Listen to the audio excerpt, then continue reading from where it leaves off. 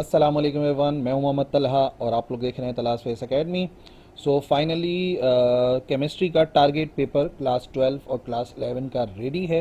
और आज जो है वो क्लास 12 का जो टारगेट पेपर है उस पर थोड़ी रोशनी डालने वाले हैं, उसको थोड़ा सा समझने वाले हैं, ताकि जब आप उसको डाउनलोड करो और उसको अप्लाई करो तो कोई कन्फ्यूजन ना रहे आप लोगों के जहनों में।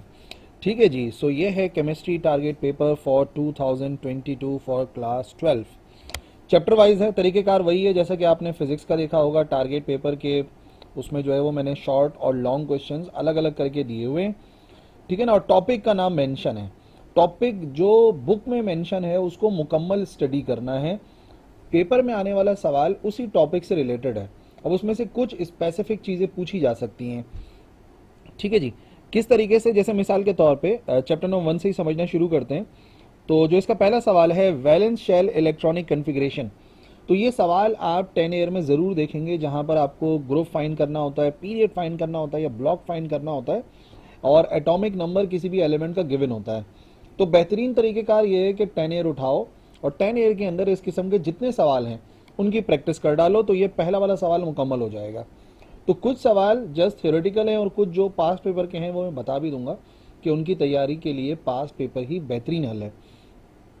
दूसरा सवाल जो है चैप्टर नंबर 1 का, पीरियोडिक क्लासिफिकेशन ऑफ एलिमेंट्स। तो डुब्राइनर्स लॉ या ट्रेड्स और ये जो है न्यूलैंड्स लॉ ऑफ ऑक्टेव्स, दोनों की तैयारी करनी है। और छोटे छोटे टॉपिक्स हैं, दोनों कंबाइन होकर आए, अलग पूछे जाएं। बहरहाल पूरा टॉपिक पढ़ लोगे तो जो भी सवाल होगा इनसे रिलेटेड वो आप अटेम्प्ट कर पाओगे। और जो लॉन्ग क्वेश्चन है इस चैप्टर से वो है मेंडलीज पीरियोडिक टेबल का, जो कि मुकम्मल शामिल है, यानी कि एडवांटेजेस हैं, उसके डिफेक्ट्स हैं, और फिर उसकी मदद से जो इलेक्ट्रॉनिक कन्फिग्रेशन है और ब्लॉक्स की फाइंडिंग है, ये सब कुछ शामिल है। तो 10 ईयर में भी देखोगे लॉन्ग क्वेश्चन अवेलेबल होगा। इंशाल्लाह कंप्लीट हो जाएगा आपका चैप्टर नंबर 1। चैप्टर नंबर 2 सबसे आसान चैप्टर, बच्चे इसको समझते हैं। शॉर्ट में आइसोटोप्स ऑफ हाइड्रोजन देख लो, तीनों के तीनों प्रोट्रियम, ड्यूट्रियम, ट्राइटियम वगैरह, और वाटर गैस की प्रिपरेशन के लिए वो जो रिएक्शन है, 2-3 लाइनें। बाइनरी कंपाउंड्स ऑफ हाइड्रोजन, जितने भी हाइड्राइड्स हैं उनको स्टडी करना है, उनको याद करना है। Industrial preparation of hydrogen gas, और जो सिमिलैरिटीज़ और डिससिमिलैरिटीज़ हैं बिटवीन जो हाइड्रोजन, जो पहला टॉपिक, जो पहला लेक्चर मैंने इसका अपलोड किया था ना, जहाँ पे ये देखा था कि हाइड्रोजन की क्या सिमिलैरिटीज़ हैं ग्रुप 1 के साथ, क्या डिससिमिलैरिटीज़ हैं ग्रुप 1 के साथ, और वैसे ही ग्रुप 7 के साथ भी। तो ये मुकम्मल जो है वो आपका टॉपिक हो जाएगा और चैप्टर नंबर 2 हाइड्रोजन कंप्लीट हो जाएगा। Chapter number 3 S block elements. इसका जो ये वाला है ना पहला सवाल, जहाँ पे आपने फॉर्मूले देखने हैं, प्रिपरेशन देखनी है, यूजेस देखने हैं, रिएक्शन देखने हैं, इन सब के आप देखना। एक टेबुलर फॉर्म के अंदर एक क्वेश्चन पेपर के अंदर आया हुआ होता है, इन्हीं से रिलेटेड होता है। तो अगर इन सबको एक साथ देख लोगे तो बहुत बेहतर हो जाएगा। एप्सम सॉल्ट देख लो, plaster of Paris, bleaching powder, baking soda, ये एक ही मैंने सवाल बना के दे दिया है और शॉर्ट क्वेश्चन बेहतरीन हो जाएगा आपका जो चैप्टर नंबर 3 से आएगा ना। तो जितने भी यहाँ पर मैंने मेंशन करे हैं, जिप्सम हो गया, पोटेशियम हो गया, इन सबको देखो। कुछ 4 के भी इधर लिख दिए, तो बेहतर ये कि एक ही साथ स्टडी कर लो, 4 में जाने की ज़रूरत नहीं पड़ेगी। और जो लॉन्ग क्वेश्चंस हैं, लॉन्ग क्वेश्चन के अंदर कास्टनर केल्नर प्रोसेस है और अमोनिया सॉल्वे प्रोसेस है। ये 2 प्रोसेसेस हैं और ये लॉन्ग क्वेश्चंस के अंदर शामिल होते हैं। लॉन्ग क्वेश्चन है कास्टनर केल्नर और ammonia Solvay process. Number 4 P block elements के अंदर क्लोरीन गैस की मैन्युफैक्चरिंग है नेल्सन और कास्टनर केल्नर सेल के जरिए। प्रॉपर्टीज़ हैं डायमंड की और ग्रेफाइट की, इनके दरमियान में क्या रिलेशन है। और एलम का जो छोटा सा टॉपिक है बुक के अंदर, उसको जो है वो स्टडी करो। पी ब्लॉक एलिमेंट्स के अंदर शॉर्ट क्वेश्चन इन्हीं में से रिलेटेड होंगे। और 10 ईयर को आप देख सकते हो, बिल्कुल मुझ पर अंधा एतमाद करने की ज़रूरत नहीं है। 10 ईयर तो आपके पास होगी ना। आप जब ये क्वेश्चंस कवर कर रहे हो एक पर्टिकुलर चैप्टर के, तो फिर उसके बाद देखना कि क्या मैं 10 ईयर के हर ईयर को अटेम्प्ट कर पा रहा हूँ, या जो है वो मोस्ट ऑफ द ईयर्स को अटेम्प्ट कर पा रहा हूँ। तो इसका मतलब ये टारगेट पेपर सही डायरेक्शन में जा रहा है। लॉन्ग क्वेश्चन के अंदर मैन्युफैक्चर ऑफ नाइट्रिक एसिड और बोरिक एसिड की जो केमिस्ट्री वाला टॉपिक है लंबा सा, उसको भी कवर करो। मुझे लगता है इस साल ये वाला आएगा। वैसे नाइट्रिक एसिड तो मोस्ट इंपॉर्टेंट है, जो मैन्युफैक्चरिंग है नाइट्रिक एसिड की मोस्ट इंपॉर्टेंट है from this chapter, chapter number 4 से। चैप्टर नंबर 5 पर जब आते हैं तो ये है D block elements, most important. यहाँ से प्रॉपर्टीज ऑफ ट्रांजिशन एलिमेंट्स जो होते हैं इनको लाजमी देखो। जितनी भी प्रॉपर्टीज़ हैं उन सबको स्टडी कर लो। कोई सी 2 प्रॉपर्टीज़ पूछें शॉर्ट में, कोई सी मतलब ज़्यादा प्रॉपर्टीज़ पूछने तो वो लॉन्ग हो जाएगा। शॉर्ट नोट है सिल्वरिंग ऑफ मिरर और फोटोग्राफी के ऊपर। ठीक है, ये भी इसी चैप्टर से रिलेटेड है। रीफाइनिंग ऑफ कॉपर और लीगेंड्स जितने भी हैं जो कि आप IUPAC नेमिंग तो आप देखोगे ही, जाहिर सी बात है उसकी इनऑर्गेनिक की, तो उसके अंदर लीगेंड्स वगैरह आ जाएंगे। लॉन्ग में क्रोजन का टॉपिक है, इंपॉर्टेंट है। और हर एयर के लिहाज से extraction of copper from pyrite ore, जो हम कॉपर की एक्सट्रैक्शन करते हैं पायराइट ओर से, ये बहुत इंपॉर्टेंट सवाल है, बहुत इंपॉर्टेंट टॉपिक है हमारे चैप्टर नंबर 5 का, इसको छोड़ना नहीं है। चैप्टर नंबर 6 आसान चैप्टर है, introduction to organic chemistry. Isomerism का टॉपिक करो शॉर्ट में, डिफरेंट टाइप्स ऑफ आइसोमेरिज्म को देखो, और natural resources of organic compounds, बहुत अरसे से पूछा नहीं गया तो आ सकता है। और लॉन्ग में जो PVC और बैकलाइट की प्रिपरेशन वगैरह है, पूरी पॉलीमराइजेशन का टॉपिक है, पॉलीमराइजेशन को डिफाइन करना है, वो सब जो है वो इस चैप्टर के लॉन्ग क्वेश्चन में शामिल होगा। चैप्टर नंबर 6 तैयारी करना आसान है, और मैं तो कहता हूँ कि आप करना भी ऐसे ही। चैप्टर नंबर 1 प्रिपेयर करो इनऑर्गेनिक से, फिर आ जाओ ऑर्गेनिक पे, चैप्टर नंबर 6 प्रिपेयर करो आसान वाले, फिर उधर चले जाओ chapter number 2। Chapter number 2 hydrogen आसान है इनऑर्गेनिक से, उसके बाद आ जाओ चैप्टर नंबर 7 पर, जो कि थोड़ा सा मुश्किल है, लंबा है ऑर्गेनिक का। तो एक आसान एक मुश्किल, एक आसान एक मुश्किल, इंशाल्लाह आपकी मुश्किल भी आसान हो जाएगी इस तरीके से। सो chapter number 7 chemistry of hydrocarbons, orbital structure of ethylene acetylene, 2 दिए, इंशाल्लाह इससे काम हो जाएगा आपका ऑर्बिटल स्ट्रक्चर का, इनमें से कोई एक आ जाएगा। बेंजीन के रिएक्शंस और प्रिपरेशन, जो रिएक्शंस आते हैं उनमें शामिल होता है प्रिपरेशन और रिएक्शंस वगैरह। लॉन्ग में कैक्यूल का स्ट्रक्चर ऑफ बेंजीन, वो उसमें क्या खराबी थी, क्या कैसे सही करा, क्या एक्सप्लेनेशन थी, और जो इलेक्ट्रोफिलिक सब्स्टिट्यूशन रिएक्शन है, और ओरिएंटेशन ऑर्थोपैरा मेटा वगैरह बेंजीन के, ये लॉन्ग क्वेश्चन के अंदर आता है चैप्टर नंबर 7 से। 10 ईयर में भी अवेलेबल है, और मुझे लगता है कि इस साल के लिए अहम सवाल है। चैप्टर नंबर 8 अगेन एक आसान सा चैप्टर है, तो इसको किसी मुश्किल के साथ करना। रिएक्शंस है ग्रिग्नार्ड रिएजेंट्स के, और ऑर्गेनोमेटलिक कंपाउंड जो थे वो, और elimination reaction, important most important question यहाँ से।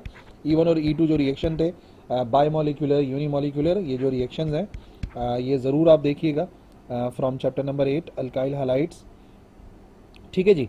फिर चैप्टर नंबर 9 एक लंबा चैप्टर है, और इसको समराइज करने का देखो मुझे तो यही एक हल नज़र आता है, और मैं बच्चों को इसी तरीके से बताता हूँ।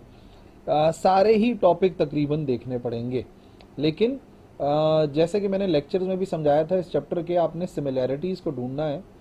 नॉमेनक्लेचर तो इस्तेमाल हो जाएगा, जहाँ पर आप IUPAC नेमिंग करेंगे तो वहाँ पर इंशाल्लाह ये आपको मदद करेगा। ये जो शॉर्ट में मैंने दिया हुआ है, ये बेसिकली मैंने IUPAC नेमिंग के लिए दिया हुआ है।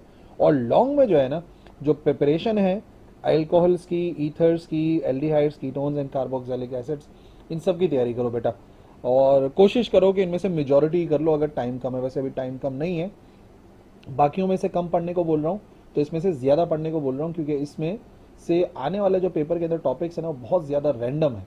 मैं एग्जैक्टली बता नहीं सकता, क्योंकि कीटोन्स के बारे में अलग से सवाल आ चुका है, कार्बोक्सिलिक एसिड्स के बारे में आ चुका है, ईथर्स के बारे में आ चुका है। तो मैं चाहता हूँ कि इस इधर जो है वो थोड़ा सा एक्स्ट्रा काम करें आप लोग चैप्टर 9 के इस टॉपिक से, ताकि प्रिपरेशन वाला या केमिकल रिएक्शन वाला जो सवाल आता है ना, वो आप लोग कर लो, वो यहाँ से रिलेटेड है। Chapter number 10 chemistry of life easy है, 3 टॉपिक्स दिए हैं इसमें से, इनकी तैयारी करो। अमाइनो एसिड्स हैं, डिफरेंट अमाइनो एसिड्स, एंजाइम्स हैं, उनके रिएक्शंस हैं, और वाइटामिन, डिफरेंट वाइटामिन, इनको इंशाल्लाह प्रिपेयर कर लो। और एज अ लॉन्ग क्वेश्चन इसको प्रिपेयर करो, as a long question prepare करोगे ना, तो अगर ये शॉर्ट में आ भी जाएगा तो कम डिटेल मांगेंगे, कम पूछेंगे, तो वो आप अटेम्प्ट कर लोगे, इतना कोई परेशानी की बात नहीं होगी। और फिर फाइनली एक और आसान चैप्टर, चैप्टर नंबर 11, 2 टॉपिक्स हैं, 10 ईयर को भी स्टडी करके देखो, यही दोनों टॉपिक हैं, सिंथेटिक फाइबर्स का और फर्टिलाइजर्स का। ऑल्टरनेट आ रहा है, दोनों कर लोगे तो कोई टेंशन ही नहीं बचेगी आपके पास ना, इन दोनों में से एक टॉपिक ने आना ही आना है।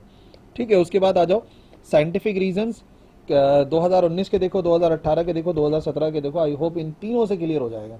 ये 3 ईयर करो बस, ज़्यादा डिटेल में जाने की जरूरत नहीं है, इन्हीं में से साइंटिफिक रीजन इंशाल्लाह कवर हो जाएंगे।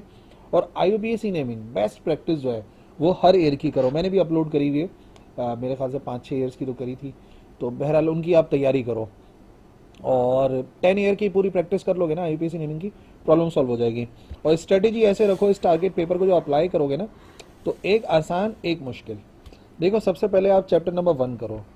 चैप्टर नंबर 1 मैं समझता हूँ इंटरमीडिएट है, लेकिन इसको आप लोग आसान कंसिडर कर सकते हो, ठीक है ना। तो चलो पहला वाला चैप्टर हो गया, चैप्टर नंबर 1 आसान। फिर आप आ जाइए चैप्टर नंबर 6 पर, ये भी चलो आसान ही है, ठीक है।